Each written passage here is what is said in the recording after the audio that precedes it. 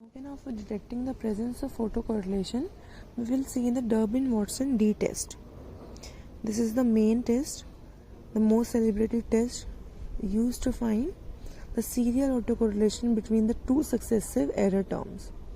किसी भी दो error terms के बीच में successive error terms के बीच में autocorrelation या serial correlation है या नहीं, ये चेक करने के लिए हम डिटेक्ट करने के लिए हम इस मेथड का भी यूज़ कर सकते हैं. This is the main method for detection. Now this is developed by two statisticians, that is Durbin and Watson.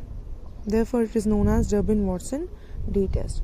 Now इसका जो फॉर्मूला है जो हम यूज़ करते हैं, डिनोट किससे करते हैं Durbin-Watson D टेस्ट को, इसका डिनोट करते हैं हम स्मॉल d. इसका फॉर्मूला क्या होता है कि ratio of the sum of, summation is for sum of square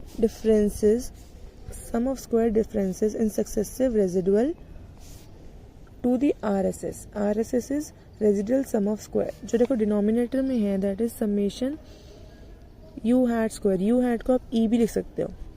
u hat is the estimator of ui. u hat को हम e भी लिख सकते हैं, that is ei. ठीक है, रेजिडुअल टर्म है ये. तो ये कह रहे हैं कि यहाँ पर आपके क्या होता है, summation T is equals to 2. ये इंपॉर्टेंट चीज़ है. यहाँ 2 क्यों आया, क्योंकि हमने यहाँ पर क्या लिया, लैग. ठीक है, यानी कि हमने यहाँ पे क्या लिया, गैप वैल्यूज लिए हैं. यू टी डिफरेंस लिया किस किसके बीच में, present value and past value, successive past value. तो U T minus 1, U hat is important. या फिर अगर ये हैट नहीं प्रॉब्लम आती है तो आप ई भी लिख सकते हो, ई टी माइनस 1. ठीक है, बट ये पॉइंट याद रखना, यहाँ पर t इज इक्वल्स टू हम 2 लेंगे. लिखा भी है हमने कि note that in numerator of the D statistics the number of observations is n-1. ठीक है, because one observation is lost in taking successive differences. इसका मतलब क्या है कि जो डिफरेंस ले रहे हैं इसमें हम ऑलरेडी, हमारी एक ऑब्जर्वेशन हमारी लॉस्ट हो चुकी है, इसलिए हमने t इज इक्वल्स टू 2 और यहाँ लिया n. यानी कि जो हमने टोटल n होगा वो क्या होगा आपका n-1. जनरली कितना होता है, n पूरा होता है, बट हमने यहाँ पे ऑब्जर्वेशन गैप होने की वजह से, डिफरेंस लेने की वजह से एक ऑब्जर्वेशन चली जाएगी, तो आपका जो टोटल नंबर ऑफ n होगा वो कितना होगा, n-1. ठीक है, और नीचे क्या है आपका, ये इसी चीज summation U hat square, this is also known as RSS, that is residual sum of square. ठीक है, तो ये हो गया आपका, ये फॉर्मूला हो गया, ये ध्यान से करना है.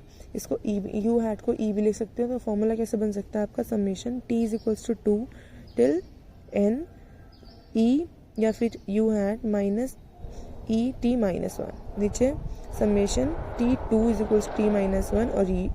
और ये चीज़ याद रखना, जब भी हम न्यूमरेटर में जो हम वैल्यू लेंगे यहाँ पर इन डी टेस्ट, जितनी भी हम n total number of n लेंगे न्यूमरेटर में, उतना ही हम लेंगे डिनोमिनेटर में, क्योंकि नंबर ऑफ वैल्यूज हम कह रहे हैं कि number of terms must be same.